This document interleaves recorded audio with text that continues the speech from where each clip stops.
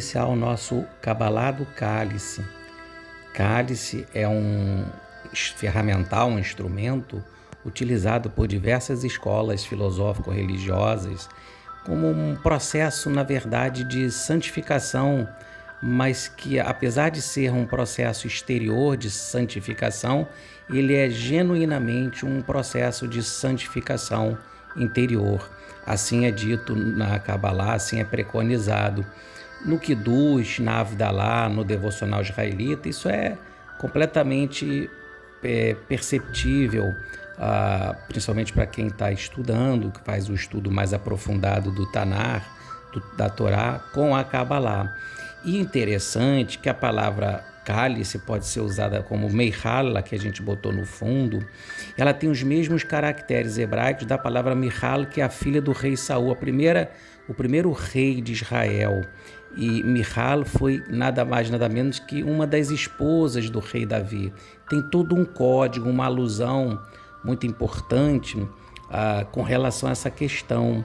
Todos nós somos cálices, somos recipientes da presença divina ou de forças outras, digamos assim, conforme a própria Cabalá preconiza. De acordo com as nossas formas de agir no mundo em Malhut, a gente vai sendo esse ou aquele recipiente. E mais ainda, a palavra Keli, que é um dos nomes divinos dos 72, existem vários, é também recipiente e correlaciona diretamente essa questão da gente ser um recipiente dessa luz divina do Or Ein Sof.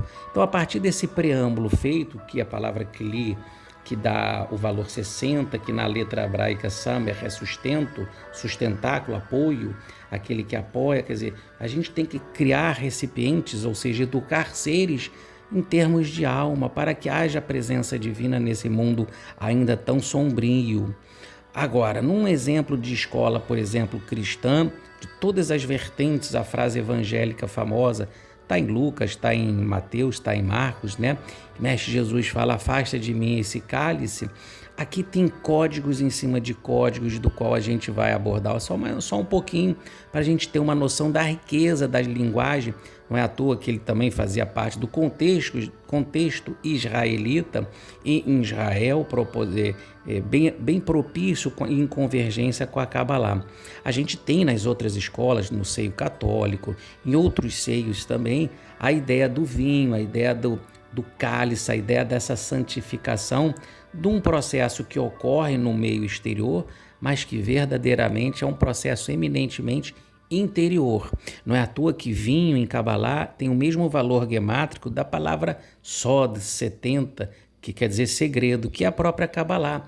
Então, afasta de mim esse cálice, quer dizer, o cálice, o recipiente que vai receber algo que não é a presença divina, mas que vai receber a luz divina, ou melhor, que não vai receber a presença divina, como é Jesus está querendo que afaste dele, porque foi num momento realmente da Gólgota, da dor, daquele impacto vibratório que ele estava recebendo em cima de seres ainda ignorantes, não entendendo nada de Cabalá, muito menos dos processos que estavam ocorrendo naquele momento. E aí a gente tem essa frase que às vezes é mal interpretada, já que ele é um mestre de uma determinada escola religiosa e mestre de muitas e considerado como modelo e guia da humanidade pela vertente espírita, por exemplo. A teosófica tem outras conceituações, que são Cristos, assim como o próprio Espiritismo fala de vários Cristos, são Cristos planetários. Na Cabalá a gente tem também em convergência a ideia de Mashiach, a ideia do Messias, na consciência crística, que é Tiferet. Todos nós podemos e devemos ativar essa consciência na subida da árvore da vida, na elevação das nossas consciências a partir do refino de nosso caráter, de nossa conduta, um processo de purificação. Por isso que tem a ver com esse processo de santificação. Todo ritual, quando ele é feito com intenção, com esse princípio de educação de alma, desde criança, tenra, ali ela vai sendo impregnada desses valores. Em vez da gente ficar preso ao aspecto exterior, vai interiorizar aquele ensinamento e não ficarmos aprisionados, porque senão seremos cálices de outros processos egocentrados que a Kabbalah preconiza.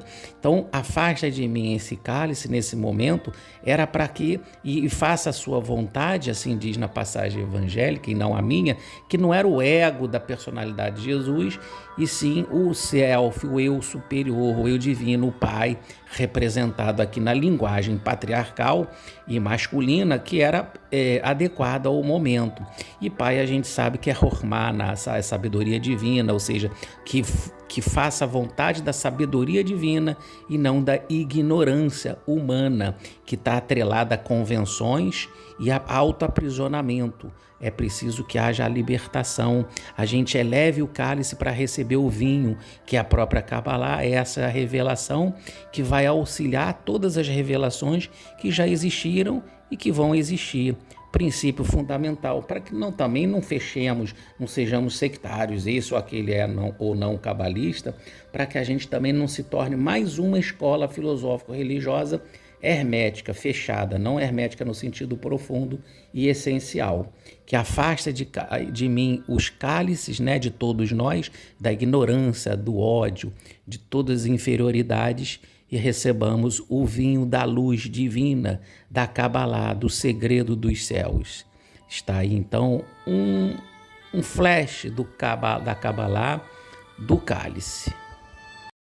A Kabbalah do cálice também tem os aspectos numerológicos, que no caso de Kli, vai dar o valor 60 que a gente falou da letra Samer, e na palavra Mihal, ou Mihala, filha do príncipe, a filha do rei Saul, que é uma princesa casada com Davi, que é considerado dentro do conceituação teológica, vamos dizer assim, israelita, Mashiach ben Davi, quer dizer, a consciência crística que vai ser filho de Davi, ou seja, que é uma correlação com também Mihal, porque através dela, né, vai nascer filhos.